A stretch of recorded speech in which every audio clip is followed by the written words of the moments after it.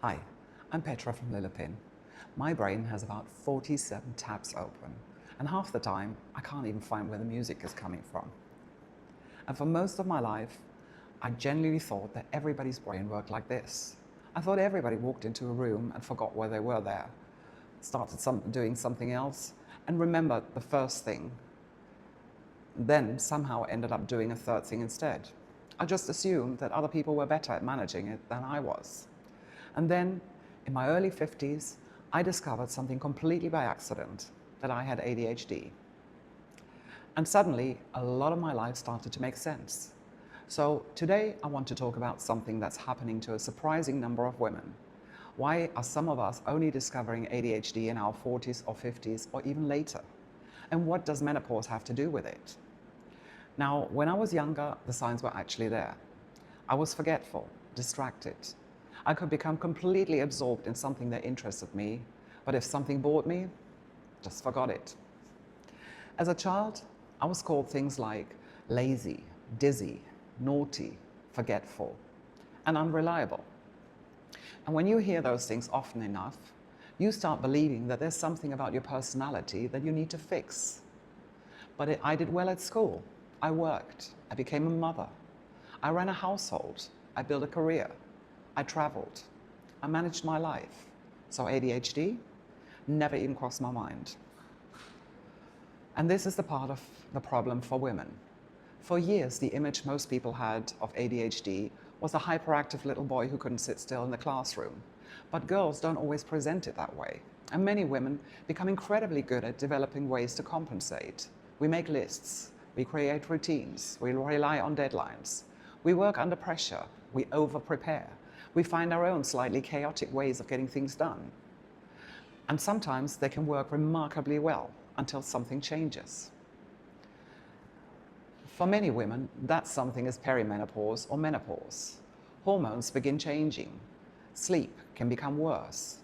Stress feels harder to manage and brain fog appears. You're tired, your concentration isn't what it used to be, and suddenly the strategies that you've been relying on for years aren't quite enough anymore. Now, that doesn't mean that menopause suddenly gave you ADHD, because it didn't. ADHD is a neurodevelopmental condition, but hormonal changes can make existing traits a lot more noticeable. And that can be the point when a woman starts looking backwards and thinking, hang on a minute, maybe this didn't actually start with menopause. That's pretty much what happened to me. My grandson was being assessed for ADHD, and because I worked at the clinic at the time, I started researching it. I read everything I could get my hands on. And during a conversation with the doctors there, they basically said to me, you do realize you have it too.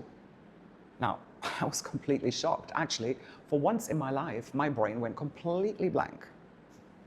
I didn't identify with ADHD at all. How could I have ADHD?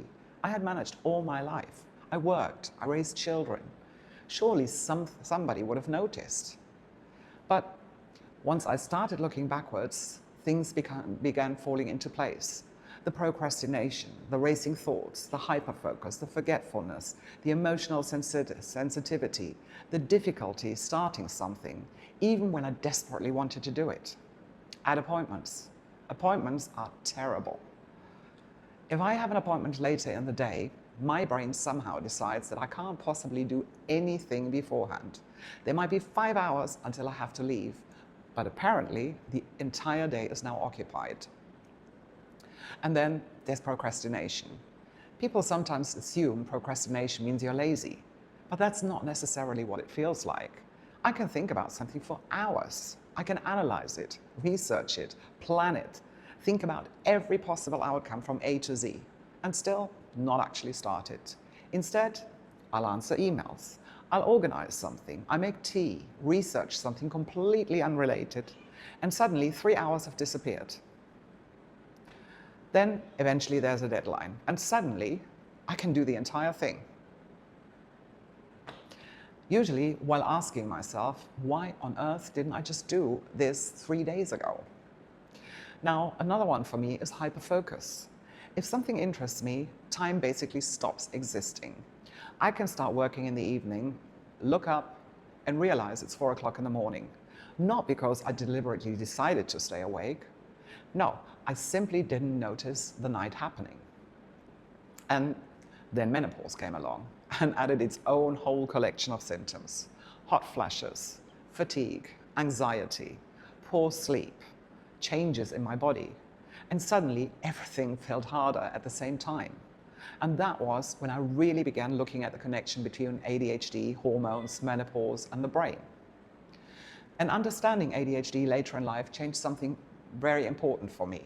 It allowed me to look back at things I had spent years criticizing myself for and see them completely different.